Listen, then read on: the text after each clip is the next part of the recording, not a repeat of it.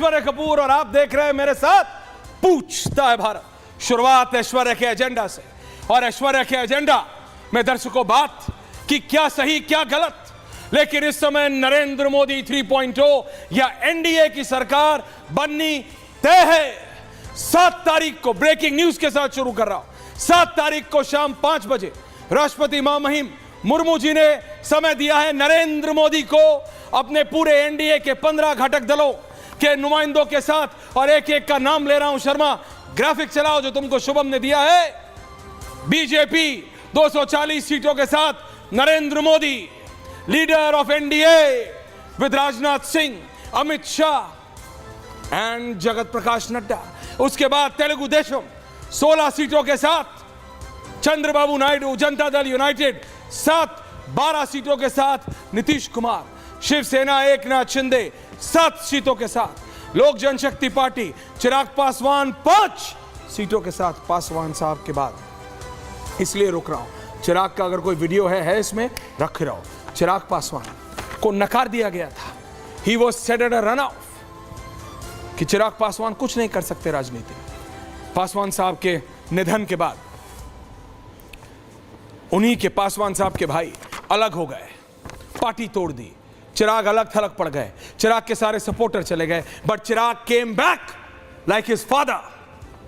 और आज 5 सीटों के साथ लोक जनशक्ति पार्टी चिराग पासवान वाली एनडीए में एक बात है, और चिराग नरेंद्र मोदी के साथ होंगे। Janasena party Pawan Kalyan 2, and then Rashtriya Lok दल, United peoples party, Assam Gana Parishad, Hindustani Awam Morcha, nationalist Congress party, Sikkim क्रांतिकारी मोर्चा, अपना दल और एजेएसयू, ये सब 15 दल के साथ प्रधानमंत्री नरेंद्र मोदी 7 तारीख को 5 बजे 7 तारीख को यानी परसों 5 बजे जाएंगे महामहिम राष्ट्रपति के पास। लेकिन नरेंद्र मोदी की सरकार बन रही है, इसमें कोई डाउट नहीं है। प्रधानमंत्री नरेंद्र मोदी होंगे, इसमें भी कोई डाउट नहीं। गृह मंत्री अमित शाह होंगे नीतीश कुमार और चंद्रबाबू नायडू। इस समय ग्राफिक चेंज करते रहो शर्मा, अटको मत। नरेंद्र मोदी, नीतीश और नायडू, नरेंद्र नायडू नीतीश, ये जो एन फैक्टर है, ये एन फैक्टर कितना कारगर साबित होगा एनडीए के लिए। एनडीए के 3 N, national democratic alliance N, Narendra Modi starts with N N, Naidu N, Nitish N. मैं सिर्फ इतना कह रहा हूं, क्या बीजेपी, ये तो बात देखिए, एक बात तो ये है कि बीजेपी की सरकार तय है, मोदी प्रधानमंत्री है, लेकिन ये कितनी कारगर होगी सरकार? कारगर समझते हैं ना, how successful will this government be? ये एक सवाल है जिसको नकारा नहीं जा सकता। देखिए नरेंद्र मोदी को 2002 से लेके 2024 तक, चाहे वो गुजरात के मुख्यमंत्री रहे हो या देश के प्रधानमंत्री, उनके एक कार्य प्रणाली है, उनका एक सरकार चलाने का तरीका है। It's one man show, it's his way on the highway. जो वो डिसाइड करते हैं, अमित शाह उसको इंप्लीमेंट करते हैं। लेकिन is it going to be that easy? क्या इस बार वो उतनी आसानी से कर लेंगे या कर पाएंगे? पूछता है भारत, क्योंकि 240 पे है बीजेपी, 272 पे नहीं। हर इंपॉर्टेंट बिल को पहले नीतीश और नायडू के पास ले जाना होगा। क्या वो इतना कंफर्टेबल होगा बीजेपी के लिए? पूछता है भारत, क्योंकि हर एक इंपॉर्टेंट डिसीजन को उसका इंप्लीमेंटेशन कराने से पहले जाना पड़ेगा फिर नायडू और नीतीश के पास। क्या वो नरेंद्र मोदी और अमित शाह कर पाएंगे? पूछता है भारत। और इसीलिए मैं कह रहा हूं, क्या वो सारे इंपॉर्टेंट डिसीजंस बीजेपी को ले लेने चाहिए थे मोदी 2.0 में, और 3.0 का इंतजार नहीं करना चाहिए था? पूछता है भारत। क्योंकि कुछ गलतियां तो हुई हैं कि बीजेपी 272 पे नहीं पहुंची और 240 पे अटक गई है। देखिए रियलिटी है, फैक्ट्स है। मैं नहीं कह रहा कांग्रेस का, मैं बोल चुका हूं, फेल होने वाला बच्चा बाउंड्री पे आ जाए तो भी सब खुश हो जाते हैं, लेकिन Narendra Modi topper as far as electoral politics is concern. Akhilesh Yadav ने जो उत्तर प्रदेश में किया है, अभी जब अनुराग भदौरिया आएंगे तो शायद वो मुझे आज ना बोलने दे, मैं आपको सच बता रहा हूं। वो बोलेंगे ऐश्वर्या मैं तुम्हें कहता था यूपी में इतनी आएंगे और तुम मेरा मजाक उड़ाते थे। हाँ मैं कहता था, क्योंकि मुझे लगता था बाबा का bulldozer will go all the way. Anurag Bhadauria, मुझे लगता था कि नरेंद्र मोदी और बाबा का कॉम्बिनेशन, अमित शाह का इंप्लीमेंटेशन ये मौका नहीं देगा, लेकिन दिया मौका और अखिलेश ने उस पर छक्का मारा है। अखिलेश यादव से कर ब्रीफली बात हुई। अखिलेश यादव सेड मेरे को 5 सीट कम आई है जितना मेरा उम्मीद थी उतने से। तो सोचिए, उत्तर प्रदेश जो बीजेपी का गढ़ बन गया था, बाबा ने आके उस पर बिल्कुल खूंटा गाड़ दिया था, क्या वो कमजोर पड़ रहा है? या ये बीजेपी की इंटरनल पॉलिटिक्स है जो कि विपक्ष कहता था? क्योंकि विपक्ष कहता था कि बाबा को हटा देंगे, और बाबा को हटा देंगे अगर मोदी 3.0 आ गया। क्या वो सीप कर गया? क्या वो सीप कर गया? या ये बीजेपी की इंटरनल पॉलिटिक्स है? या ये जो ठाकुरवाद वाला सिस्टम आ गया था कि ठाकुर खिलाफ हो गए, ठाकुर खिलाफ हो गए। What has gone wrong? क्या गलती हुई है बीजेपी से उत्तर प्रदेश में? इस पर भी बात होगी। महाराष्ट्र में एकनाथ शिंदे जरूर उन 15 लोगों में दिख रहे हैं, लेकिन महाराष्ट्र में बड़ी गड़बड़ी हुई है, क्योंकि Devendra Fadnavis has offered to resign as the deputy chief minister. उन्होंने कहा है मुझे पार्टी में जाने दो, मुझे पार्टी में जाने दो। बीजेपी के लिए सरकार बना रहे हैं, ठीक है, एनडीए बना रहे हैं, but everything is not hunky डोरी, everything is not smooth, everything is not good. और ये रियलिटी है। बंगाल में बीजेपी पिछली बार से कम हो गई है, कम हो गई है। सिंगल लार्जेस्ट पार्टी बनने का दावा था, सिंगल लार्जेस्ट पार्टी बनने का दावा था। अमित शाह ने अपने एक बहुत ट्रस्टेड आदमी को बंगाल की पूरी जिम्मेदारी दी थी, नाम नहीं ले रहा हूं, जो पहले उत्तर प्रदेश की जिम्मेदारी थी उनके पास। बंगाल में क्या सही क्या गलत, तो इन सारी चीजों पे भी सवाल होंगे आज। लेकिन पहले special report and then we debate.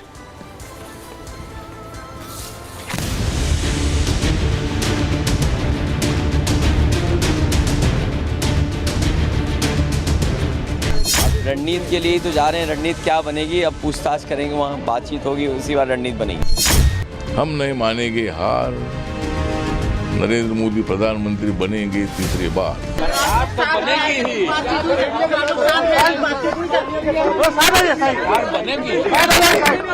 थोड़ा धैर्य रख के भी देखते जाइए क्या क्या होता है। बात भी करेंगे, बात भी सब बात लोगों की नमस्कार प्रणाम दुआ हुई और क्या, लेकिन बाकी क्या होता है आगे आगे देखते रहिए। भारत का तीसरी बार नरेंद्र भाई मोदी जी प्रधानमंत्री बनेंगे और हम लोग हिंदुस्तानी अवाम का सेकुलर के लोग हैं, पहले से ही समर्थन दिए हुए हैं, आज भी कहते हैं कि जहां नरेंद्र मोदी जी रहेंगे वहां हम लोग सब रहेंगे।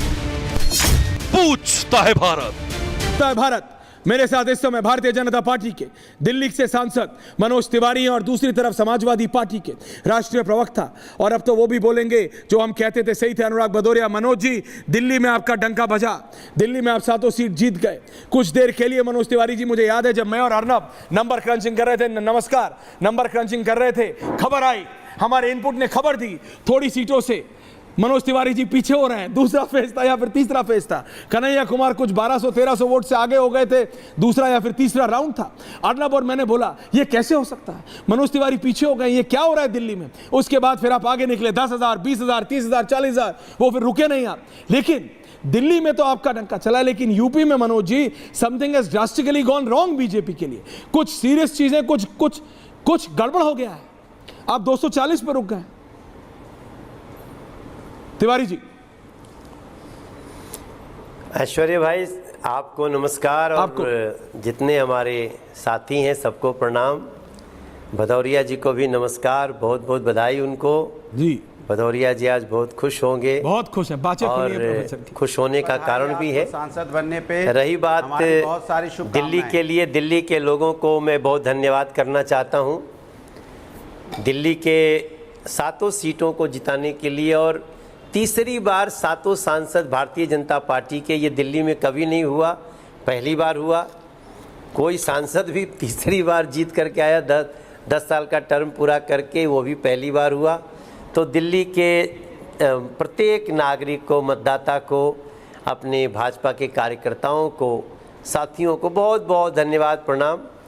रही बात उत्तर प्रदेश की, तो निश्चित रूप से जो स्थिति है वो हम लोगों के सामने है, और इसके लिए अखिलेश जी को और भदौरिया जी को, इन सब लोगों को बधाई है। हम लोगों से अपनी क्या चूक हुई उस पर निश्चित रूप से पार्टी आगे काम करेगी, लेकिन देश को धन्यवाद है क्लियर मेजॉरिटी एनडीए को। ऐश्वर्य भाई, क्लियर मेजॉरिटी, 272 बहुमत का आंकड़ा है और हम हमेशा बीजेपी कह के नहीं लड़ते, एनडीए करके ही लड़ते हैं। तो क्लियर मेजोरिटी नरेंद्र मोदी जी के लिए देश दिया है। देश को बारंबार प्रणाम है, नमस्कार है, बहुत बहुत सत्कार है। नहीं, मैं आपसे पूछ रहा हूं मनोज तिवारी जी, मेरे साथ वरिष्ठ पत्रकार दीपक चौरसिया जी भी हैं, उनको भी ले आइए। अनुराग जी आ रहा हूं, एक और सवाल मनोज जी आपके साथ। मनोज जी, अभी आप बोल रहे हैं कि एनडीए को दिया एनडीए को नंबर से। मैं नहीं कह रहा हूं कि अखिलेश यादव प्रधानमंत्री बनने जा रहे हैं, लेकिन जब आप सोचिए राम मंदिर, आपने भी गाना गाया था, राम मंदिर बन गया। दीपक जी तो इतने इमोशनल हो गए कि दीपक जी ने तो ट्वीट ही कर दिया। लेकिन अयोध्या हार जाना, there is something principally gone wrong. Manoj Tiwari ji, आप भी उत्तर प्रदेश से आते हैं, कुछ प्रिंसिपली गलत हुआ है उत्तर प्रदेश में। कुछ नहीं, बिहार से नहीं आते, वो यूपी में भी उन्होंने पढ़ाई की है, वो यूपी के भी उतने ही हैं जितने बिहार के हैं। लेकिन मैं ये कह रहा हूं मनोज तिवारी जी, कुछ something is principally gone wrong, कुछ इन प्रिंसिपल गलत हो गया यूपी में। नहीं, ये बिल्कुल आश्चर्य करने वाली बात है। और हम सब भी, आप भी जितना, और या देश का कोई भी व्यक्ति इस समाचार से वो जो आश्चर्य में पड़ा होगा, तो हम भी पड़े। लेकिन ये जनादेश है, जनादेश जो आया, हम इसके लिए ईवीएम को दोष नहीं ठहरा सकते, हम इसके लिए किसी को दोष नहीं देंगे। क्या चूक हुई, कहाँ ऐसा कुछ रह गया, तो ये सारी चीज़ों पे हमारी पार्टी विचार करेगी। लेकिन अब तो जो जनादेश है वो स्वीकार है, इसलिए तो मैं जो जीते हैं उनको भी बधाइयाँ दे रहा हूँ। और शायद यही सबसे उत्तम है। जहाँ तक समीक्षा करनी है, पार्टी निश्चित रूप से हमारी समीक्षा कर रही है। लेकिन जो सबसे बड़ी बात है कि पूरा देश नरेंद्र मोदी जी को तीसरी बार बिना किसी हिचक के 293 दे करके प्रधानमंत्री बनने के लिए दिया, ये तो ऐतिहासिक हो गया।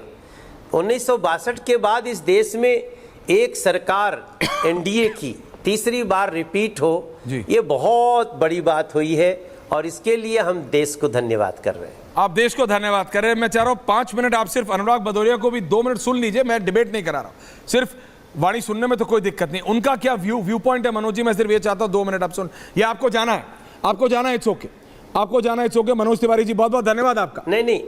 नहीं, मैं सुनूंगा। सुन रहे, थैंक यू वेरी मच। मैं सुनूंगा, थैंक यू। अनुराग भदौरिया। मैं देखिए मनोज जी, आपको जीत की बहुत सारी बधाई। आपने तीसरी बार आप लोकसभा के सदस्य बने हैं, ये इसके लिए मैं आपको शुभकामनाएं, और आगे भी आपको एनडीए में मंत्री बनाएं, इसके लिए भी हम आपको शुभकामनाएं देते हैं। सवाल ये है कि जिस तरह से उत्तर प्रदेश के अंदर में, आपने सही कहा मनोज जी, उत्तर प्रदेश के ही उतने हैं जितने बिहार के हैं, लेकिन लोग ज़्यादातर उनको उत्तर प्रदेश का ही मानते हैं। और जब कभी कोई बिहार का नाम लेता है तो शायद किसी को याद आ जाए कि बिहार के रहने वाले हैं। देखिए, एक चीज़ आपको मान के चलना पड़ेगा कि अच्छी बात है, आज भारतीय जनता पार्टी के नेता एनडीए की बात करने लगे हैं, जो पहले नहीं करते थे। उत्तर प्रदेश के अंदर में जिस तरह का और देश के अंदर में भारतीय जनता पार्टी को जनता ने नकारा है, इस बात को कोई माने या ना माने, आप 400 पार का नारा देते थे, आज 240-41 पे आके रुक गए हैं। इसके मतलब जनता ने आपको मैंडेट नहीं दिया। जो चंद्रबाबू नायडू कब आए हैं, अभी तो चंद्रबाबू नायडू जेल में गए थे, तब तो भारतीय जनता पार्टी ने उनकी आवाज़ भी नहीं उठाई, मिलने तक नहीं गई। आज चंद्रबाबू नायडू अच्छे लगने लगे, अच्छी बात है। नीतीश कुमार जी के बारे में क्या क्या बोला गया था अभी 6 महीने पहले ही, और क्या नहीं सुना गया था, आज नीतीश जी अच्छे लग रहे हैं। लेकिन ये सच है कि आप बैसाखी पे आ गए हैं, और बैसाखी तो आप जानते ही हैं, बैसाखी कभी हमारे पास भी हो सकती है, आज आपके पास है तो कभी इधर भी आ सकती है। लेकिन आप जीते हैं, इसके लिए बधाई है, क्योंकि आप व्यक्तिगत रूप से व्यक्ति अच्छे हैं, इसलिए मैं आपको बधाई देता हूं। दूसरा, मनोज जी को भी रख लो। सवाल यह है कि उत्तर प्रदेश और देश के अंदर में मुद्दों पे चुनाव हुआ इस बार। मुद्दे तो वही थे, जैसे हमारे साथी सुधांशु जी हमेशा से महंगाई दर पूछते रह गए। हम इनसे कह रहे थे महंगाई बेरोजगारी बढ़ी है, तो कहते बेरोजगारी दर बताओ, महंगाई दर बताओ। तो जनता ने कहा महंगाई बेरोजगारी दर तो हम बताएंगे वोट में। जो हम महंगाई से झेलते हैं, जिस तरह से हम जाते हैं बाजार में और हमें जिस तरह से महंगाई का दर्द झेलना पड़ता है, वोट के माध्यम से महंगाई दर बताएंगे। तो उत्तर प्रदेश में जनता ने महंगाई की दर इनको बता दी। अब शायद दोबारा महंगाई बेरोजगारी का दर नहीं पूछेंगे, जनता का दर्द जरूर समझेंगे। तो मैं तो ये कहूँगा, बीजेपी ने जनता का दर्द नहीं समझा, सत्ता की तकलीफ तो उनको रहती है हमेशा कि सत्ता कैसे मिल जाए। और जनता का दर्द जब तक आप नहीं समझेंगे, जनता आपका सम्मान नहीं करेगी। अयोध्या हारने का मतलब होता है, अयोध्या जब आप बुरी तरह हार गए तो मुझे लगता है प्रोग्राम में भी आपको नकार दिया। प्रभु राम के नाम पे आपने राजनीति की। प्रभु राम को बोला हम प्रभु राम को लेके आए। प्रभु राम ने कहा मैं पूरे संसार को मैं लेके आता हूं, मैं पूरे संसार को देखता हूं। और आप कह रहे हो आप प्रभु राम को लेके आए। तो प्रभु राम ने कहा आपको अयोध्या से हम समेट देने पहले, तो अयोध्या से आपको बुरी तरह हराया। प्रभु राम आपसे नाराज। प्रभु राम के बच्चों के बारे में आपने सोचा नहीं, प्रभु राम की बच्चियों के बारे में आपने सोचा नहीं। तो आप क्या सोच रहे थे? मैं तो ये क्या समझ में नहीं आ रहा कि Bharatiya Janata something in principle has gone wrong. Anurag ji मैं आपकी बात समझा। ओपनिंग कमेंट खुश होंगे ना जब उनके बच्चे खुश होंगे। बिल्कुल ओपनिंग कमेंट। आज आप अयोध्या भी हार चुके हैं। मैं आपसे अखिलेश यादव के मास्टर स्ट्रोक और माइंडसेट के बारे में भी बात करूंगा। ये आपके ओपनिंग कमेंट्स है, मैं आ रहा हूं। क्या स्ट्रेटेजी थी मुझे बताया जरा। आप बहुत एडवाइस कर रहे थे अखिलेश यादव, कुछ ऐसे पर्टिकुलर पॉइंट्स है जिसपे अनुराग भदौरिया स्पेसिफिकली डिसाइड कर रहे थे। सुधांशु जी आ रहा हूं, आपसे पहले मनोज तिवारी जी थे, वो बोले इसलिए मैं सिर्फ दीपक जी के पास जा रहा हूं। दीपक जी, अयोध्या हारने पे आपने ट्वीट भी किया। मैं कह रहा हूं बीजेपी के लिए इन प्रिंसिपल कुछ तो, जो मैंने सुधांशु जी से उस दिन भी पूछा था जब मैं और अर्नब थे इंग्लिश वाले चैनल पे, कि Sudhanshu ji something in principle has gone wrong. Uttar Pradesh हो, बंगाल हो, महाराष्ट्र, आपने सोचा था बंगाल में आप सिंगल लार्जेस्ट पार्टी बनेंगे, आप पिछली बार से भी कम हो गए। महाराष्ट्र में एकनाथ शिंदे, देवेंद्र फडणवीस, अजीत पवार नहीं चल रहा है और ये सबको पता है। Devendra Fadnavis has offered to resign as the deputy chief minister. उन्होंने कहा मुझे पार्टी में जाने दो। सुधांशु जी उसे घुमाना चाहे घुमा सकते हैं, लेकिन उत्तर प्रदेश में जो हुआ है, मैं दोबारा आ रहा हूं, that is single most detrimental point for BJP. Deepak ji, सबसे ज्यादा नुकसान वहां हुआ। सबसे पहले मैं शुरुआत करना चाहूंगा ऐश्वर्या, अनुराग भाई को बधाई देना चाहूंगा। हम बड़ा मजाक करते हैं उनसे कि अनुराग भाई ने आलू बोया है। कम से कम सीटों के तौर पे 37 सीटों के तौर पे अनुराग भाई को सोना मिल गया है, इसलिए अनुराग भदौरिया को बहुत बहुत बधाई हो। आपको याद है मैं भूल गया था। उत्तर प्रदेश की, तो मैं सिर्फ एक बात कहना चाहूंगा उत्तर प्रदेश के लिए। अनुराग भाई, हम तो हंसी मजाक में आपसे बात बोलते थे, लेकिन आपने सीटों का सोना निकाला, इसलिए मुझे लगा कि आज आपको बधाई देना बहुत जरूरी है। लेकिन मैं उत्तर प्रदेश में और भारतीय जनता पार्टी के लिए सिर्फ एक ही बात कहना चाहूंगा। जब आदमी को बहुत जरूरत से ज्यादा सफलता मिल जाती है ना, तो वो गाना सुना ना, आजकल पाँव जमी पर नहीं पड़ते मेरे, तो एक बहुत पुराना शेर है। मिली हवाओं में उड़ने की वो सजा यारो, मिली हवाओं में उड़ने की वो सजा यारो, कि मैं जमीन के रिश्तों से उठ गया यारो। तो मुझे लगता है भारतीय जनता पार्टी को अपने अंदर, उत्तर प्रदेश के संदर्भ में अंदर झांक कर देखना होगा कि गलती कहाँ कहाँ है। गलती कई सारे लोग लिख रहे हैं, मैं उनके बारे में डिटेल में नहीं जाना चाहता, लेकिन बेहतर है सुधांशु जी हैं, उनकी पार्टी है, उनकी पार्टी में कई सारे नेता हैं, उनको समझना चाहिए कहीं ऐसा तो नहीं है कि हवा में इतने चले गए थे कि जमीन के रिश्ते से उठ गए। सुधांशु त्रिवेदी, सांसद राज्यसभा, बीजेपी के वरिष्ठ नेता। देखिए, दीपक जी ने जो बात बोली, हम उसको बिल्कुल सरमाथे रखते हैं, मगर आप ये भी सोचिए कि बदलाव का बयार कितनी बड़ी है कि 240 सीटें पाने के बाद, अगर सिर्फ बीजेपी की बात करें, हमारे चेहरे के ऊपर मायूसी है और जिनको 100 सीटें नहीं मिली उनकी बाछें खिली हुई हैं। ये कुछ वैसा होता है जैसे हम लोग बचपन में कहते थे कि एक स्टूडेंट टॉपर था जिसे डिस्टिंक्शन में पास होना चाहिए था और वो फर्स्ट डिवीज़न रह जाता है, तो उसके घर के ऊपर मायूसी होती है। और एक बच्चा जो लगातार फेल हो रहा था और उसको ग्रेस मार्क्स मिल जाते हैं तो वो खुशी के मारे फूला नहीं समाता है। तो वो उस प्रकार का अंतर है, परंतु फिर भी हमारा बेंचमार्क डिस्टिंक्शन ही था और डिस्टिंक्शन ही रहेगा। और हम इस बारे में विचार करेंगे कि किस कारण से उत्तर प्रदेश में, बंगाल में और महाराष्ट्र में, 3 बड़े राज्यों में जो हमें विपरीत परिणाम मिले हैं, उसको हम ईमानदारी से उसका विश्लेषण करने का प्रयास करेंगे। परंतु एक बात बहुत स्पष्ट हो गई, मैं लोगों को याद दिला दूं, 1984 में कांग्रेस को स्पष्ट बहुमत मिला था, जो कि इंदिरा जी की दुखद हत्या के बाद हुआ था, और 1991 में कांग्रेस को 242 से 43 सीटें मिली थी, जो राजीव गांधी जी की हत्या के बाद हुआ था। यानी 2 हत्याओं के साये में हुए चुनावों को छोड़ दे तो 1980 के बाद से आज तक कांग्रेस ने कभी 240 सीटें नहीं प्राप्त की हैं, जितनी हमने अब प्राप्त की हैं तीसरे टेनोर में, और उसके बाद इसे हमारी पराजय के रूप में देखा जा रहा है। तो ये देखने का भी एक नजरिया है। जैसे बंगाल में हम 3 सीटों से 77 सीटों पे पहुंचे थे, 38% वोट था हमारा, और उसके बाद ये माना गया था कि बीजेपी हार गई, जबकि 2011 तक पश्चिम बंगाल चाइना के बाद सबसे बड़ी जनसंख्या थी जो लेफ्ट। अनुराग जी आ रहा हूं, वहां तिवारी जी को भी गया। परंतु उसके बाद भी आज हम ये भी बताना चाहते हैं, दक्षिण भारत को लेकर बहुत हमारे विरोधी बोलते थे, आज दक्षिण भारत में बात करिए किसके कितने सांसद हैं। आज हमारा कर्नाटक में 46% वोट आपसे अधिक है, 35% वोट तेलंगाना में, 16.8% वोट केरल में। अभी तमिलनाडु का वोट प्रतिशत हमारे पास नहीं है।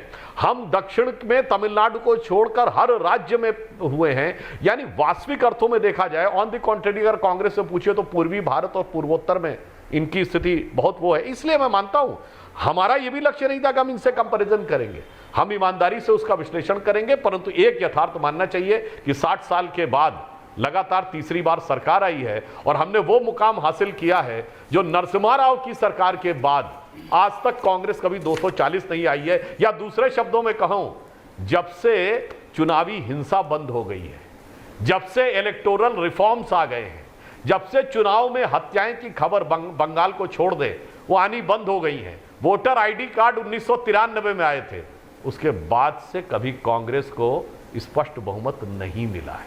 ये भी यथार्थ है। और हमारे भाई अनुराग भदौरिया जी बहुत प्रसन्न हैं। 10 सेकंड वो का पार्टी है 30 में दीजिएगा। उत्तर प्रदेश पे राज किया और आज 80 में 37 सीटें पाने के ऊपर बहुत प्रसन्नता है। कोई बात नहीं, प्रसन्नता है, आप मानिए।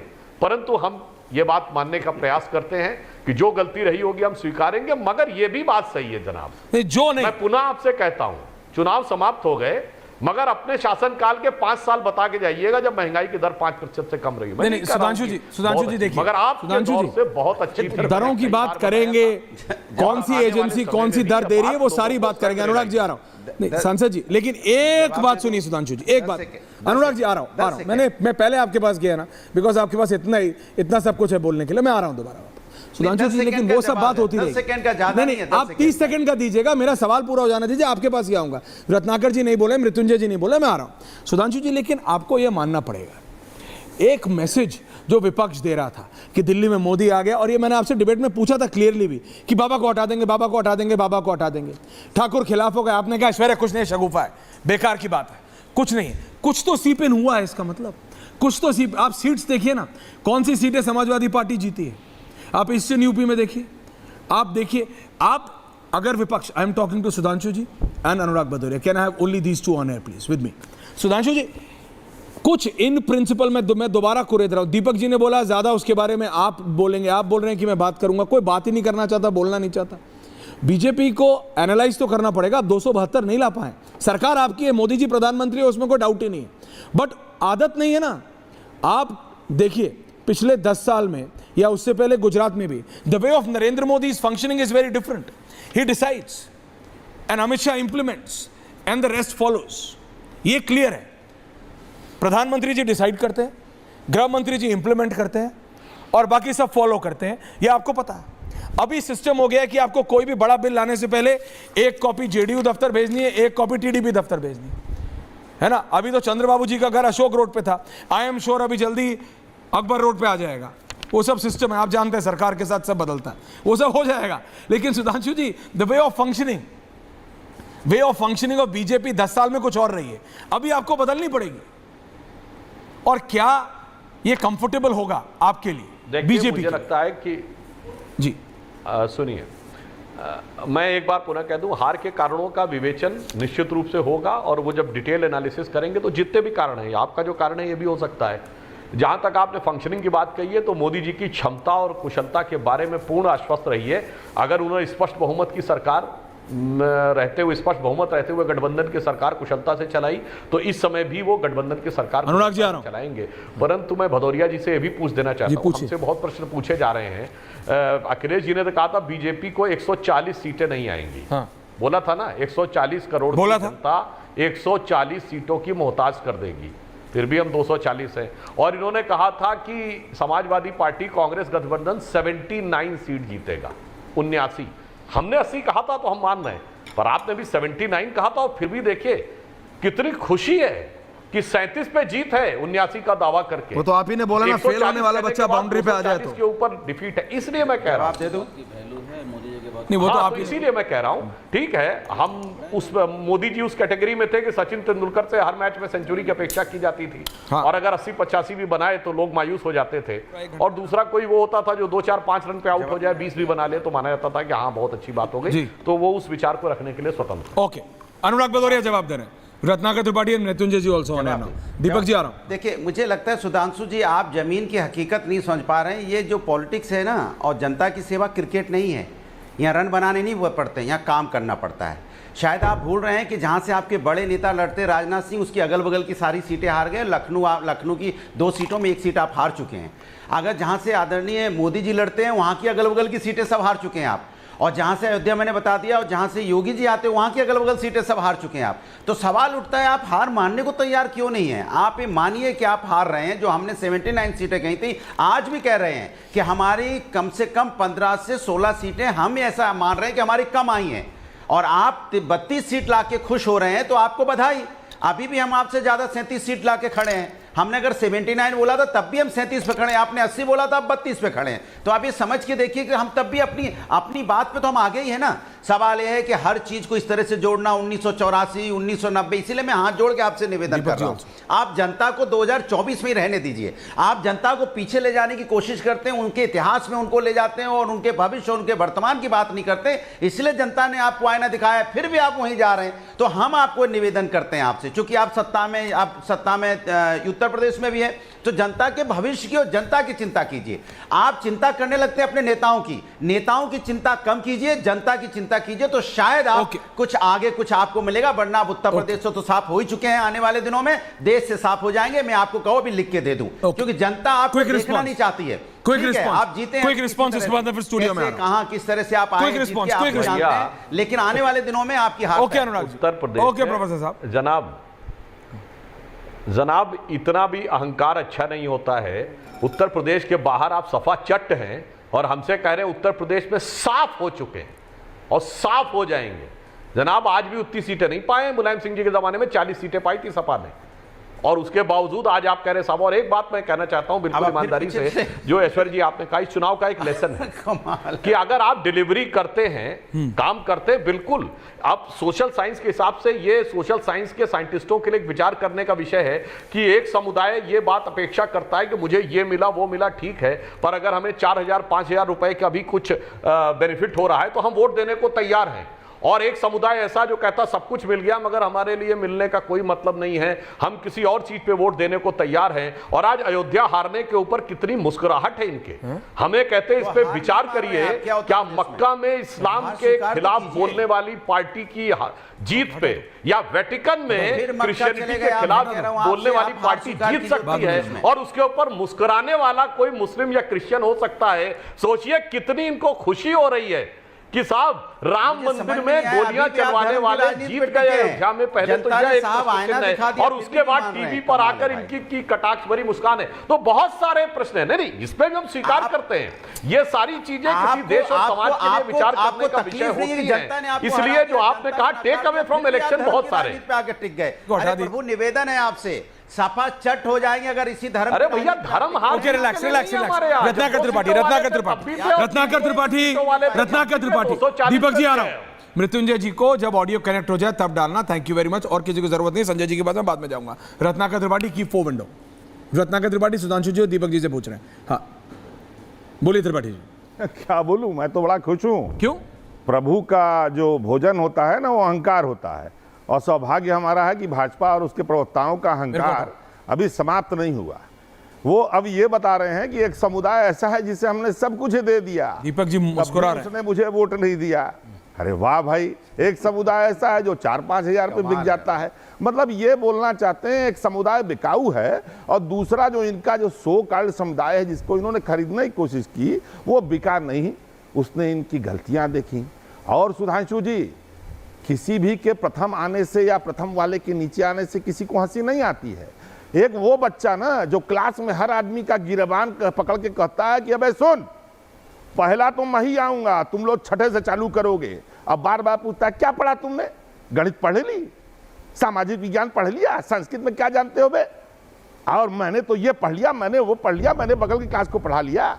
उस अहंकारी और गुंडई करने वाले बच्चा जब 20 अंक गिरता है ना, चौथे पे आ जाता है, तो जो 40 पे रहता है ना % पे, वो भी खुश होता है, क्योंकि सब उससे भयभीत, आक्रांत और प्रताड़ित रहते हैं। तो इसलिए आप निश्चिंत रहिए। आपको तो अग्निवीर की आग ने जला दिया, पूरा सुन पूर्वांचल रहे हैं साफ ना? हो गया। 1 सेकंड बच्चा, आप आराम से बोलिए, है ना? 30 सेकंड पूरा पूर्वांचल साफ हो गया। आज पूरा मैं जो 0-0 आपने तक जाने मोदी वाला जी हूं। का बुझता हुआ दिया था ना, वो अब नीचे भी अंधकार है, ऊपर भी अंधकार है। और एक बात और जानिए, देवताओं की बात आप क्या करेंगे? आपके मोदी जी तो देवता बदल देते हैं। बनारस बर्बाद करना था तो कहे हर हर महादेव, बनारस पूरा भूलुंठित कर दिया, उजाड़ दिया। यूपी को बर्बाद करना कहे जय श्री राम। अब श्री रामचंद्र ने जब उनको उनके मुताबिक परिणाम नहीं दिया तो कल क्या बोला? जय जगन्नाथ। पूरी बर्बाद, उड़ीसा बर्बाद। मैं तो समझ गया उड़ीसा वालों की शामत आ गई। और दीपक चौरसिया जी, आप एक पत्रकार रहे हैं, फेक वीडियो पे जो हंस रहे हैं ना, सोना बनाने वाली बात, हाँ मैं आपको बताऊं, जिससे जनता को आप मार रहे थे, जनता मरेगी नहीं। केदारनाथ अग्रवाल ने कहा है, आपके सोने पे बोल रहा हूं, जो जीवन की धूल चाट कर बड़ा हुआ है, तूफानों से लड़ा और फिर खड़ा हुआ है, वो जिसने सोना खोदा है, लोहा मोड़ा है, दीपक जी, वो जन मारे नहीं मरेगा, वो जन मारे नहीं मरेगा। आप जैसे लोग मजाक उड़ाते रहे, हंसते रहे, समझ रहे हैं ना, संजय जी आ रहा हूं। व्यक्तिगत द्वेष निकालते रहे किसी के प्रति, लेकिन हम मरने वाले नहीं हैं। और सपा रहे, कांग्रेस रहे, एक एक करके जवाब ले रहा हूं। जी को पूछने दीजिए क्या किया। ये जितनी बातें बोले हैं ना, पूरे चुनाव भर इसके चौगुनी बोलते गए। क्या महंगाई दर तुम बताओ, तुम्हारे समय में से फूड बोल गए 1400 सिलेंडर था। हम तो अभी जिस ड्राइवर के साथ आ रहे थे उनके साथ अंतिम आ रहा हूं दीपक जी, आ रहा हूं अनुराग जी, आ रहा हूं। ओके, एक एक करके जवाब, क्विक रिस्पांस। सुधांशु त्रिवेदी और दीपक जी, क्विक रिस्पांस, आपको बता 2 वर्सेस 1। अनुराग जी आ रहा हूं, टेंशन मत लीजिए, आ रहा हूं प्रोफेसर साहब, फेंकेंगे। आ रहा हूं। हाँ, सुधांशु जी पहले और उसका दीपक जी, क्विक रिस्पांस। हाँ, इधर एक रखो, हाँ बोलिए। देखिए, एक तो मैं इनको बधाई दूंगा कि इन्होंने स्वीकार कर लिया कि हम वो बच्चे थे जिसको ये भी पता था, वो भी पता था। हाँ, और उसको ये पता रहता, मैंने तो ये भी पढ़ लिया, तुम ये बताओ। उससे वो बच्चा भयभीत रहता है जिसके 20 नंबर भी नहीं आते थे, वो 40 पाने वाला बच्चा इस बात पे खुश होता है कि इस बच्चे के 20 नंबर कम हो गए। इसके लिए इनको धन्यवाद देता हूं, इन्होंने बिल्कुल स्वीकार किया। और उसी बात का अहंकार दिखता है जिसको दहाई अंक में सीटें नहीं मिली उत्तर प्रदेश में। सुनिए, सिंगल डिजिट में सीट है उत्तर प्रदेश में, और आप भाव भंगिमा देखिए, तेवर और कलेवर देखिए, और उसके बाद हमसे पूछा जा रहा है कि साहब अहंकार किसके अंदर है। और मैं आपको एक और बात कह देना चाहता हूं, बिकाऊ टिकाऊ नहीं। देखिए, हमारे लिए धर्म कोई विषय राजनीति का नहीं। जब 2 सीटों के थे, जब जिंदगी में उम्मीद नहीं थी कि कभी अपनी जिंदगी में सत्ता आएगी, तब भी साथ में खड़े थे। जब 160-180 सीटें रही तब भी वैसे ही खड़े थे। जब 116 आ गई तो वैसे ही खड़े थे, 282 वैसे ही खड़े थे, 303 पे वैसे ही खड़े, और 240 पे वैसे खड़े। हाँ, मगर ये बिल्कुल विचार करने का विषय है कि एक समाज के बारे में यह कहा जाता है कि इसमें ये उस कैटेगरी का है, वो उस कैटेगरी का है, यानी उसमें तोड़फोड़ चलती रहती है। और दूसरे में ऐसी जोड़ चलती है कि भारत से लेकर हमास तक जोड़ के रखा जाता है। क्योंकि सोनिया गांधी, कांग्रेस वर्किंग कमेटी ने इजराइल फिलिस्तीन युद्ध पे प्रस्ताव पारित किया। सोनिया गांधी जी ने आर्टिकल लिखा, चुनाव समाप्त हो गए, विषय नहीं समाप्त होता। मान्यवर, बता के जाइएगा किस अंतरराष्ट्रीय कॉन्फ्लिक्ट के ऊपर इंडी गठबंधन ने प्रस्ताव पारित किया, और किस अंतरराष्ट्रीय कॉन्फ्लिक्ट। दीपक जी, एक सेकंड, प्रियंका जी ने दीपक चौरसिया, आपने दीपक के ऊपर ऑलरेडी, आपने दीपक जी के ऊपर, जिनके बारे में विचार होगा, हम लोग भी करेंगे। तुंजय जी आ रहा हूं, ऑडियो कनेक्ट हो गया आपका। हाँ, दीपक चौरसिया जवाब दे रहे हैं। अनुराग जी प्लीज, उनके ऊपर सवाल था इसलिए, दीपक जी के ऊपर टिप्पणी की गई इसलिए वो जवाब दे रहे हैं। काउंटर दीपक चौरसिया, रत्नाकर त्रिपाठी। मैं सिर्फ एक लाइन में मैं सिर्फ एक लाइन में रत्नाकर भाई को कहना चाहता हूं कि रत्नाकर भाई, आप पिछले 2 दिनों से बहुत खुश हैं। हमेशा ऐसे ही खुश रहा करिए, हमेशा ऐसे ही प्रसन्न रहा कीजिए। मैं भगवान से प्रार्थना करूंगा कि आपको प्रसन्नता का अवसर इस तरीके से देते रहे। और दूसरी बात जो आपने फेक वीडियो वाली बात कही, वो राहुल जी का संदर्भ नहीं था, वो राहुल जी का संदर्भ नहीं था। अनुराग भाई ने एक दिन खेत में आलू लगाए थे, उन्होंने उसका वीडियो भेजा, इसलिए हम मजाक करते थे कि अनुराग भाई ने खेत में आलू उगाए, इससे सोना निकलेगा। मैंने बोला देखिए 37 सोने की सीट उससे निकल गई है, इसीलिए मैं अनुराग भाई को, अरे मेरे को उनका खट्टा मीठा वाला गोला भी खाना है, जोड़ना चाहते हैं तो कर लीजिए, मुझे कोई फर्क नहीं पड़ता। ओके दीपक दादा, हाँ बोलिए। दीपक जी, अगर आप संदर्भ को लेके बोल रहे हैं और गलत संदर्भ मैंने कोट कर दिया तो मुझे ऐश्वर्या कपूर, सुधांशु त्रिवेदी, मृत्युंजय त्रिपाठी और अनुराग भदौरिया और संजय सिंह के सामने आपसे क्षमा मांगने में कोई गुरेज नहीं रही। जो आप, मैं क्षमा मांग लेता हूं संदर्भ के। नहीं, कोई बात नहीं, बड़े भाई कुछ भी कह सकते हैं। रही बात जो आपने सर बोली ना तो मैं तो आपका शो बहुत देखा, लगता है आपने देखा ही नहीं। ब्रेक। ऐश्वर्या कपूर मुझसे बहुत चिढ़ते हैं, लेकिन मुझसे पूछ लीजिए कि मैं जिंदगी भर मुस्कुराता ही रहा हूं। अभी एक दिन पहले मैंने सुधांशु त्रिवेदी ने कहा कि 60 घंटे की आपके ऊपर मुस्कुराहट है, तो मैंने कहा सुधांशु जी आके देख लीजिएगा, जिस दिन मरता रहूंगा ना उस दिन में मुस्कुराहट रहेगी। और चूंकि भगवान के यहाँ जाना होगा इसलिए सादे मुंह नहीं जाऊंगा, पान खा के जाऊंगा, ताकि भगवान ये न कहे सादे मुंह कहां से चले आए। मृत्युंजय तिवारी अभी तक बोले नहीं है। आरजेडी मृत्युंजय तिवारी, मृत्युंजय जी उसके बाद अनुराग जी आ रहा हूं सीधा आपके पास। बोलिए मृत्युंजय जी, बोलिए। जी नहीं, देखिए अब तो सरकार देख ही रहा हूं बनने जा रही है। हम माननीय सुधांशु त्रिवेदी जी को इसके लिए बधाई देते हैं, लेकिन ये सरकार की नैया डगमगाती हुई दिखेगी और ये नैया मझधार में डूबेगी, इसकी भी गारंटी है। क्योंकि जिन लोगों के साथ ये सरकार बनाने जा रहे हैं उनकी गारंटी सब लोगों ने देखा है। समय समय पर जब जरूरत पड़ती है तो खिड़की, दरवाजा, वेंटिलेटर सब टूट जाता है और समय परिस्थितियों के अनुसार नए गठबंधन में शामिल होते हैं। तो हमें पूरा यकीन और विश्वास है कि जनता ने जनादेश दिया आदरणीय प्रधानमंत्री मोदी जी के खिलाफ। आदरणीय प्रधानमंत्री जी जब बनारस में उनका फासला 5 लाख से 1.5 लाख पर आ गया जीते, तो शुरुआती दौर में तो वो पीछे ही चल रहे थे, लेकिन फिर भी वो सरकार बना रहे हैं। हमें मुख्य विपक्ष के रूप में इंडिया गठबंधन मजबूती के साथ जनता ने ताकत दिया है और लोकतंत्र तभी मजबूत होगा और सरकारें तभी काम करेंगी जब विपक्ष मजबूत होगा। तो इस बात को लेकर मजबूत रहिए, खुशी महसूस कर रही है कि अब विपक्ष मजबूत है। बहुत बढ़िया। अनुराग भदौरिया, सुधांशु जी आ रहा हूँ, संजय जी को भी लाइए। किसी की नहीं चलेगी। ओके मृत्युंजय जी, मुझे रत्नाकर जी की जगह थोड़ी देर संजय जी को ले। अनुराग जी, मैं तो सुधांशु जी को सुधांशु जी का देखिए अभी भी वही धर्म की बात कहते हैं। हम धर्म की राजनीति नहीं करते हैं। अरे प्रभु, धर्म के नाम पे राजनीति नहीं कर रहे होते तो प्रभु राम आपको इतना बड़ा सजा थोड़ी देते। आप उन्हीं के नाम पे तो अनुराग जी बोल रहे हैं, गलत कट गया जी।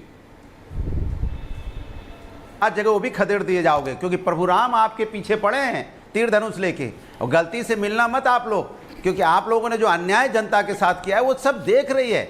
आपने कितने कमजोर लोगों के साथ अन्याय किया, कभी आपने सोचा कि इसके बारे में आपने चिंतन किया? अभी भी आप वही बातें कर रहे हैं, धर्म के नाम की राजनीति अभी भी छेड़ना चाहते हैं। मैं आपको बता रहा हूं कि इस देश के अंदर में विकास की राजनीति कीजिए, लोगों की परेशानियों पे बात कीजिए, महंगाई, बेरोजगारी, किसान, महिला समस्या पे बात कीजिए, इतिहास पे बात करना छोड़ दीजिए। आप दूसरों पे दूसरों के सहारे अपनी कमजोरी मत छिपाइए। आप जनता के सामने आइए, कहिए मुझसे गलती हुई है, मैं नहीं कुछ कर पाया, नहीं मदद कर पाया, आगे कुछ हो सकता है वो हम नहीं कर पाएंगे क्योंकि मेरी फितरत में नहीं है, आदत में नहीं है, हम आपकी मदद नहीं कर पाएंगे। तो आने वाले दिनों में सुधांशु जी रही बची सीटें जो है ना बड़ी मुश्किल से जीते हैं। आपको याद दिला दें, लखनऊ मात्र आप 75 हजार से जीते हैं, जहां 3.5 लाख से जीतते थे, बची गए। इसलिए थोड़ा सा ख्याल कर लीजिए और लुटियन जन छोड़ दीजिए। लखनऊ आ जाइए, जनता के हाथ जोड़िए, जनता से कहिए जनता हम आपके बीच में। आप और आपके नेता जो लुटियन जोन में जाके बस गए हैं ना, बीजेपी के सारे नेता, और दूसरों को लुटियन जोन बोलते हो, और जो खान मार्केट और जो आप वहां पे सब लोग मौज ले रहे हो,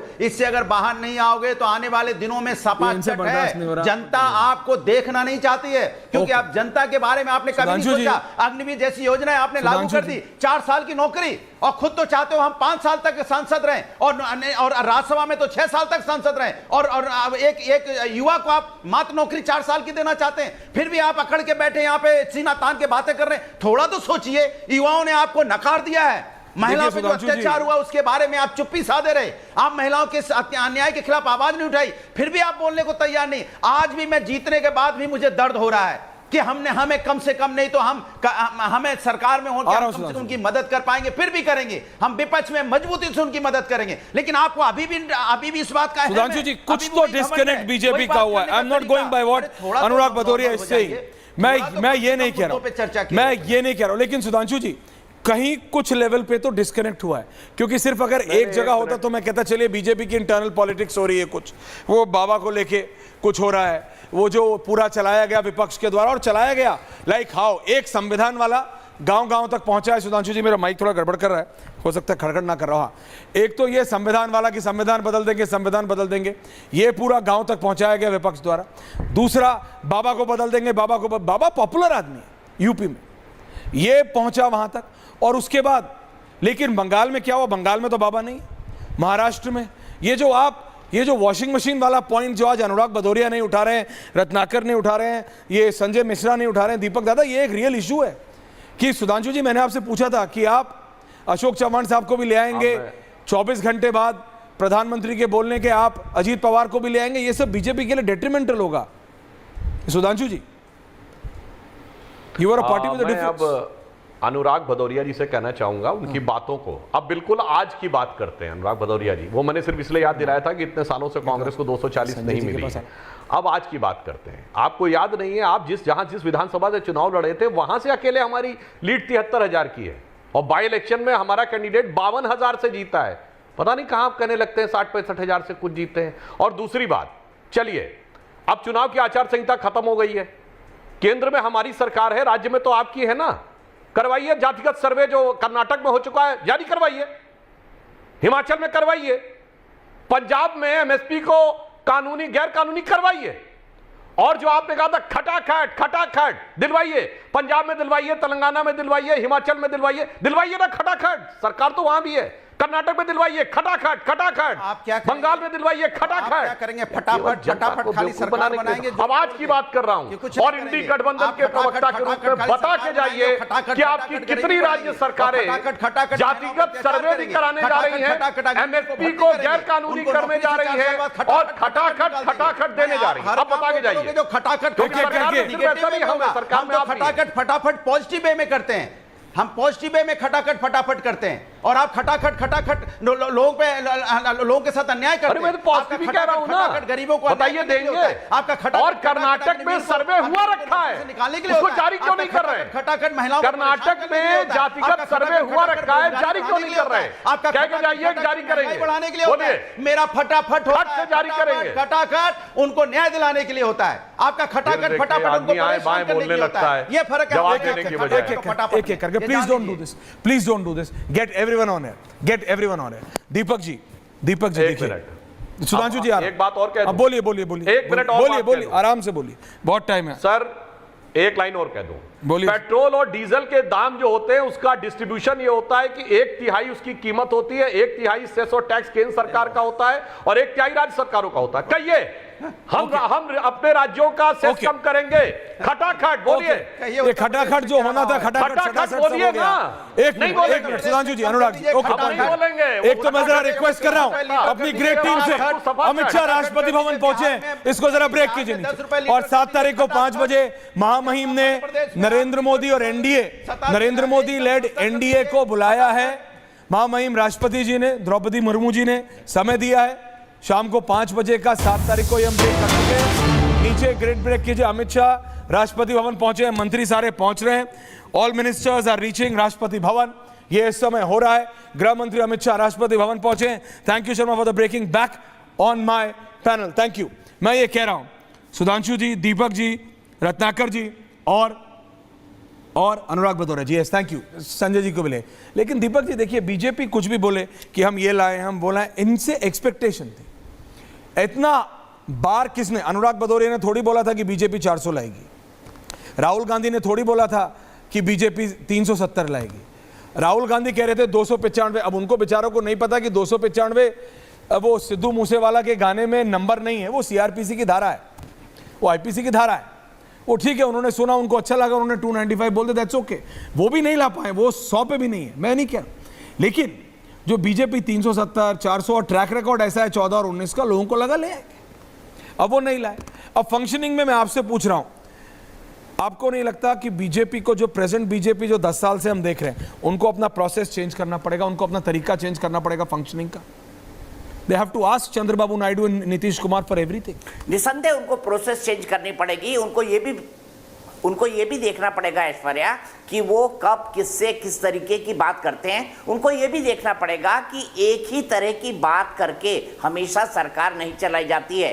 वक्त वक्त पर सिचुएशन के हिसाब से चीज़ों को बदलना पड़ता है, राज्यों को बदलना पड़ता है। और आप चूंकि सत्ताधारी हैं इसलिए आप सब कुछ करके, यानी you do everything under the carpet, और उसके बाद आप सब कुछ करके ये सोचे कि जनता उसके बाद भी आपको चुन लेगी क्योंकि आप पावरफुल हैं, आप सशक्त हैं, आपने एक अच्छा गवर्नेंस दिया है। तो मैं इसे गलत मानता हूं। हमारी जनता बड़ी सेंटिमेंटल है, छोटी छोटी चीजों पर नाराज हो जाती है, छोटी छोटी चीजों पर प्यार करने लगती है। मुझे लगता है कि भारतीय जनता पार्टी को सोचना चाहिए कि उसके चाल, चेहरे और चरित्र में फिलहाल इस बार गलती क्या हुई है। बिल्कुल। संजय जी, मैं आपसे पूछा, आप फोन छोड़िए, अभी हो गया जो होना था। 7 तारीख को 5 बजे बुला लिया राष्ट्रपति ने नरेंद्र मोदी को, प्रधानमंत्री बन रहे हैं। आप कुछ और चाहते थे, वो नहीं हुआ। देखिए, बीजेपी नहीं ला पाई, एनडीए का तो नंबर आ गया। आप लोग कह रहे थे हमारा ये आएगा, कहाँ गया सब लोग? सबसे पहले तो सुधांशु जी को मैं बधाई देना चाहता हूँ, सरकार बन रही है। इंट्रोस्पेक्शन सबको करना पड़ेगा। और जो इनकी अग्निवीर योजना जो इन्होंने देश में लाए थे, आज ये अग्निवीर की तरह जा रहे हैं और अग्निवीर योजना का जो लाभार्थी होंगे अगली सरकार, ऐसा मुझे लगता है। मुझे सब कुछ आसान नहीं दिख रहा है सर, हम उस पर बात नहीं करेंगे। हम सिर्फ बात करिए ना, हम सिर्फ बात उस पर करेंगे सर जो आपका आज का सवाल है। क्या कि क्या नरेंद्र मोदी जी जिस तरह से 2 सरकार चलाए हैं केंद्र में, और जिस तरह से 12 साल इन्होंने मुख्यमंत्री के रूप में गुजरात में काम किए, क्या उस तरीके से ये काम कर पाएंगे? आसान नहीं होगा मेरे हिसाब से। यदि ये कुछ करते, चूंकि आज की खबर है, बैठक में शायद सुधांशु जी बताएंगे 4 मंत्री मांग लिए गए हैं, अहम मंत्री मांगे गए हैं, किसी ने 2 मंत्रालय मांगा है, एक सांसद जीतने वाला 1 मंत्री मांग लिया है। तो इस तरह की चीजें इनके साथ आएंगी। अब जो नरेंद्र मोदी जी का गुजराल और है, नहीं, आपने तो गुजराल साहब और देवेगौड़ा जी वाली सरकारें भी चलाई हैं, तो आपको तो पता है। सर हम तो आदी हैं। आप आदि है ना ये सब पिछली चलाने, लेकिन नरेंद्र मोदी जी आदि नहीं है। सुधांशु जी को भी ठीक लगे सर, यदि इनको प्रधानमंत्री बनाया जाए तो ईमानदारी से ये चला सकते हैं। लेकिन नरेंद्र मोदी जी के लिए यह सब कुछ आसान नहीं होगा। जहां पे तानाशाही आ जाए, डिक्टेटरशिप आ जाए, शासन करना कि मैं राजा हूं, तो मैं समझता हूं कि वहां पे नहीं हो सकता। एक देश का प्रधानमंत्री यदि कोई बन के काम करता हो तो शायद इस सरकार को चला लेगा। लेकिन ठीक है, फिर भी शुभकामना है, वो उनका अपना हेडेक है, वो कैसे चलाएंगे नहीं चलाएंगे उनकी अपनी है। लेकिन नीतीश कुमार जी, मृत्युंजय जी को भी इसके साथ आपने बिहार में खड़ा होकर बार बार बोला आखिरी बार अब दरवाजे बंद हैं। फिर आपने चंद्रबाबू नायडू के लिए भी आपने बोला था, चंद्रबाबू नायडू साहब सुन लीजिए, आपके लिए हमेशा के लिए रास्ते बंद हैं। अब कैसे खुल रहे हैं ये, और क्यों खुल गए? यदि ये काम कांग्रेस कर रही होती तो सुधांशु साहब 1947 से लेकर अब तक सारे इतिहास रख दिए होते। लेकिन ये जो चुनाव हुआ है, मैं समझता हूं कि सुधांशु जी भी समझ रहे हैं इस बात को कि हाँ, नरेंद्र मोदी जी की तानाशाही देश में नहीं चली हुई होती, यदि मुख्यमंत्रियों को उठा के जेल में नहीं बंद किया गया होता, यदि 70 रुपए का पेट्रोल जो 35 रुपए देने उसको 100 रुपए में नहीं किया गया होता, यदि डीजल के दाम डबल नहीं हुए थे, सरसों के तेल का दाम डबल नहीं किए गए होते, शिक्षा पे बात की गई होती, लोगों की सेहत की ख्याल रखा गया होता। सही में तो नहीं जा रहे हैं कांग्रेस नहीं। मैं कंप्लीट कर, प्लीज मैं उस पर बात करूंगा, विषय था, प्लीज बोलिए। उनके देखिए जनता के हाथ में था, उनको 240 सीट मिला, वो खुश होंगे, उनको सरकार बनाना है। वो क्यों बोलेंगे कि हम अल्पमत में हैं? भाई आप भी अल्पमत में हैं और इंडिया भी अल्पमत में है। आप हो सकता है 30 सीटें कम वो हो सकता है 50 सीटें कम हो। अल्पमत में आप भी हैं और वो भी हैं। आप गठबंधन में सरकार में हैं, वो गठबंधन में सरकार में हैं।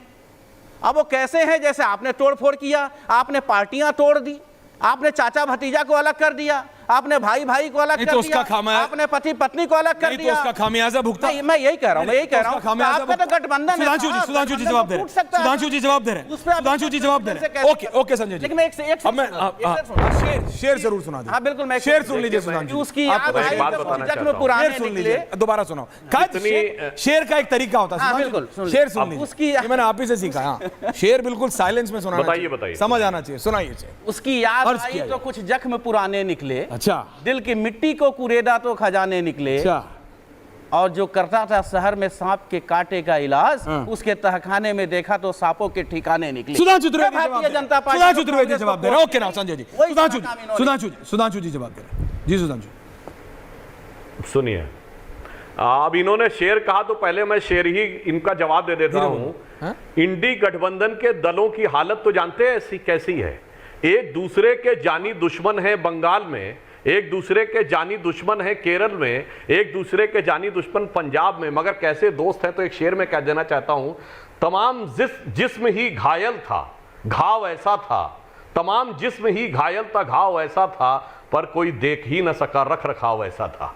तो अंदर से कितना घाव है और बाहर से कैसा रख रखाव है, ये पूरी दुनिया को पता है। और संजय जी, मैं अब चुनाव के बाद एक बात कहना चाहता हूं, भ्रम उत्पन्न करना क्या होता है। आपको याद हो, राहुल गांधी जी ने अपनी एक चुनावी सभा में एक लड़के को खड़ा करके कहा कि यह अग्निवीर है। आप लोगों को याद होगा वो सीन जो बताया गया था। परंतु आप ये बताइए, अग्निवीर योजना अनाउंस हुई 2022 में, अग्निवीर का पहला बैच गया 2023 में, तो पहला बैच पास आउट होगा 2027 में। तो भैया ये 2024 का चुनाव में अग्निवीर आ कैसे गया बाहर? मतलब ये अपने आप में इस बात का प्रमाण है कि किस प्रकार का भ्रम का वातावरण उत्पन्न करके, एक कंफ्यूजन क्रिएट करके दुष्प्रचार किया जाता है। मैं पुनः कह रहा हूं, पहला बैच ही 2027 में इंटर किया, 2023 में, तो अब वो निकलेगा ही 2027 में निकलेगा। तो अग्निवीर बाहर आ ही नहीं सकता। और अगर वो सर्विस में है तो पॉलिटिकल रैली में नहीं खड़ा हो सकता। लाइव विजुअल्स आ रहे हैं सुधांशु जी, अगर वो पॉलिटिकल सर्विस में, तो पॉलिटिकल रैली में नहीं हो सकता। ये लाइव विजुअल्स आ रहे हैं दर्शकों, can I be on when I am speaking. ये इस समय लाइव विजुअल्स आ रहे हैं राष्ट्रपति भवन की ओर बढ़ते हुए। ये गृह मंत्री अमित शाह का काफिला है, रायसेना हिल्स की तरफ बढ़ते हुए ये लाइव विजुअल्स आ रहे हैं। गृह मंत्री अमित शाह का काफिला, उसके बाद रक्षा मंत्री राजनाथ सिंह का काफिला, बैक टू बैक ये कैवलकेड्स। पीएम पहुंच चुके हैं, पीएम से पहले पहुंच रहे हैं, माफी चाहता हूं, पीएम से पहले पहुंच रहे हैं, पीएम अभी आएंगे। गृह मंत्री, रक्षा मंत्री सब पहुंच रहे हैं, फाइनेंस मिनिस्टर पहुंच चुके हैं, और आप देख रहे हैं back to back, this is the cavalcade of the home minister and then the defence minister of the country. Rajnath Singh और अमित शाह पहुंच चुके हैं राष्ट्रपति भवन। मैं सब पूरे पैनल के पास निकलूंगा। अनुराग भदौरिया, एंडिंग कमेंट्स। अनुराग भदौरिया, एंडिंग कमेंट्स। अनुराग जी, देखिए सुधांशु जी, आपने 4 साल की नौकरी दी है, तो आपको थोड़ी तो तकलीफ होनी चाहिए थी कि लोकसभा का, राज्यसभा का सदस्य 6 साल का, और युवा जिसको नौकरी दे रहे हैं मात्र 4 साल के लिए, तो थोड़ा तो दिल को कचोटना चाहिए ना। और फिर आप बड़े चौड़े होके बोल भी रहे हैं, अरे भैया 23 में आएगा, 27 में जाएगा, अभी आ कैसे गया? अरे 27 में तो बेचारा बेरोजगार हो जाएगा, 27 में आप भी बेरोजगार हो जाओगे उत्तर प्रदेश के अंदर में। उत्तर प्रदेश में 27 में क्योंकि युवा इंतजार कर रहा है आपको बेरोजगारी पे लाने के लिए, क्योंकि आपको उनकी चिंता नहीं है, आपको अपनी चिंता है। आपने आवाज नहीं उठाई, आपने चिट्ठी लिखी, आप एक बार भी चिट्ठी लिखी कि मैं 6 साल के लिए चुना गया हूं और हमारा युवा 4 साल के लिए चुना गया है। मुझे इस बात की तकलीफ होती है, दर्द होता है, इसलिए मुझे मैं चिट्ठी लिख रहा हूं। एक चिट्ठी लिख देते, अरे यार जोश में है, बोलने दीजिए कि मुझे तकलीफ है कि हम राज्यसभा 6 साल के लिए, युवा 4 साल के लिए, और कह रहे 23 साल में नहीं, 2023 बात का सही जवाब नहीं देता, में बाहर हो जाएगा। तो ये कोई अच्छी बात है क्या? 4 साल बाद बेरोजगार हो जाएगा वो? आ रहा हूं सुधांशु जी, अब लास्ट में बेरोजगार करेगा, चिंता मत कीजिए। चलिए बोलिए, बड़े आराम से बोल लीजिए। 27 में बाहर हो जाएगा। 10 सेकंड और दे दीजिए, 10 सेकंड। ये रोजगार की उम्र कितनी से शुरू होती है? कि मेरा बेटा 4 साल में बेरोजगार होगा, उस युवा से पूछे कि मेरा बेटा बेरोजगार हो जाएगा 4 साल के बाद, उसका कितना दर्द होता होगा उसके अंदर में। आपने कभी उसके बारे में जानने की कोशिश प्लीज की? और आप इसे मजाक में बोल के चले जाते हैं। 2023 में आया है, 2024 में निकल। ओके अनुराग जी, जवाब ले रहा हूं। अनुराग जी जवाब क्विक रिस्पॉन्स सुधांशु जी, हटा दो मेरे को। अरे भाई कमाल इनका है बेहुदेपन की। मैंने सिर्फ ये कहा कि जब वो पास आउट ही नहीं हुआ तो बाहर कैसे आ गया, बेरोजगार कैसे हो गया। दूसरा बताना चाहता हूं, रोजगार की उम्र शुरू किस एज से होती है? 21 साल की उम्र से शुरू होती है रोजगार की उम्र। और अग्निवीर में एंट्री क्या है? 17 10th के बाद, और उस 4 साल में 2 साल इंटर का सर्टिफिकेट दिया जा रहा है। तो 2 साल तो उसके पढ़ाई के उसको मिल रहे हैं, और प्लस 2 साल। भैया 17 में पास आउट हुआ, 21 में बाहर निकला, 21 से पहले तो नौकरी मिलती नहीं भाई, और आप कह रहे 21 से बेरोजगार हो गया हमारे भाई। अच्छा बताइए, 17 साल की उम्र में कौन सी नौकरी मिलती है? बता के जाओ। प्रभु है वो नहीं, प्रभु नहीं बताओ 17 साल की उम्र में नौकरी मिलती है? धन्यवाद आपको। कमाल की बात आप कर रहे हैं भाई। ओके मतलब भैया मान लिया सफाई प्रभाव है, और इतना तो पहले कह रहे कमाल की बात है कि वो 27 अभी एंडिंग है, अभी ऐसा मत कैसे गया? यही तो मैंने कहा कि जब बाहर ही नहीं निकला तो बेरोजगार कैसे हो गया। और दूसरा मैंने ये कहा कि नौकरी 21 साल की उम्र से शुरू होती है, और 21 में बाहर आएगा नौकरी की उम्र। अभी आप लोग, और उसके पास वो डिसीजन आप ले चुके हैं, बस 2 साल की ट्रेनिंग। उस डिसीजन पे जनता ने वोट कर दिया। सुधांशु जी, वो आपने डिसीजन ले लिया, विपक्ष ने उसका विरोध किया, आप जनता के पास गए, आपकी 240 सीटें आई, 242 समथिंग, आपकी 292 उधर आई प्लस आई, उनकी जितनी आई वो अपने जनता डिसाइड कर रही है कौन सही कौन गलत। लेकिन हाँ बोलिए ऐश्वर्य जी, बोलिए जी। ऐश्वर्य जी एक मिनट, हाँ सांसद जी एक मिनट सुनिए जी। ऐश्वर्य जी अगर ये कह रहे हैं उस डिसीजन पे वोट किया है, हाँ। तो जनसंख्या के प्रोपोर्शन में सबसे ज्यादा सेना में किस राज्य के लोग जाते हैं? हाँ। बताइए।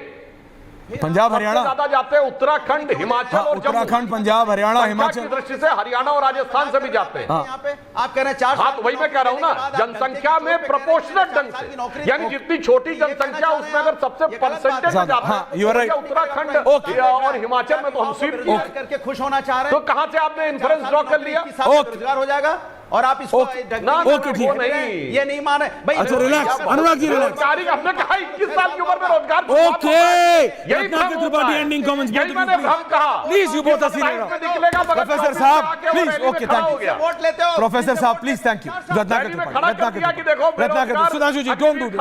सुधांशु जी पूरी डिबेट शांति से हुई है, आप ऐसा मत कीजिए please, thank you. Ratnakar Tripathi ending comments. Ratnakar Tripathi अवसाद से भरे हैं, ऐसा क्यों नहीं करेंगे? सबसे अधिक उत्तर प्रदेश में कहाँ के बच्चे जाते हैं? रत्नाकर जी एंडिंग कमेंट्स। मृत्युंजय जी आ रहा हूं, एंडिंग कमेंट्स बोलूं सर? 30 seconds quick. हाँ, चंदौली, आजमगढ़, घोसी, मऊ, गाजीपुर, बलिया, मिर्जापुर धूल चटा दी, ऐसा मारा लोगों ने, सांस नहीं आ रही है। और अभी मैं शब्दों का, अब सुधांशु जी अब लास्ट में मेरी बात सुनिए जल्दी, मैं शब्दों का चयन देख रहा था। मेरे दादाजी कहते थे, जाकर जौन स्वभाव मिटे नहीं जी से और नीम न मिटी होए सिचो गुड़ घी से। क्या शब्द का चयन किया, बेहुदेपन। एक सांसद से उम्मीद करते हैं। वो अनुराग भदौरिया अगर बोल रहे हैं, आप इतने बड़े, अनुराग जी को लाइए लास्ट में, आप क्या शब्द का उपयोग कर रहे हैं? ओके, आप अपनी सज्जनता पे लांछन लगवा रहे हैं।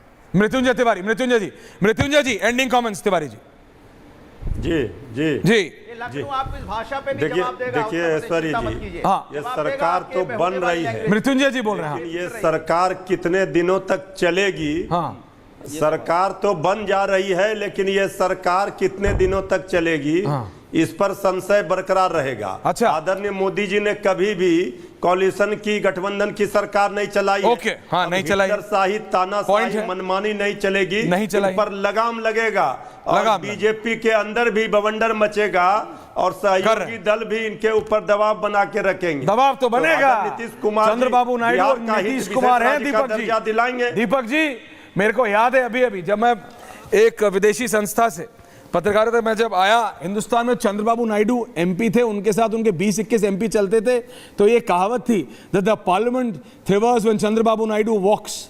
तो नायडू साहब जब अपने सांसदों के साथ संसद में चलते थे तो कहा जाता था मतलब संसद हिलती है। जब वो 4 नंबर से 12 नंबर गेट पे जाते थे तो Chandrababu Naidu is back, he is not an easy contender, मतलब he is not an easy partner to deal with. Naidu साहब अपने मतलब वो भी बड़े वाले खिलाड़ी हैं। मैं ये बिल्कुल, नायडू साहब बहुत बड़े वाले खिलाड़ी हैं, इसीलिए नायडू साहब जब इंद्र कुमार गुजराल और देवेगौड़ा की गवर्नमेंट गई थी उसके बाद सबसे पहले अटल बिहारी वाजपेयी सरकार को समर्थन देने वाले अगर कोई थे तो वो चंद्रबाबू नायडू थे। वक्त की नजाकत को समझते हैं, नीतीश कुमार भी वक्त की नजाकत को समझते हैं, लेकिन मैं एक बात से डिफर करूंगा और सिर्फ एक लाइन में इसका जवाब दूंगा। लोग ये गलत समझते हैं कि नरेंद्र मोदी ने कभी गठबंधन की सरकार को डील नहीं किया है।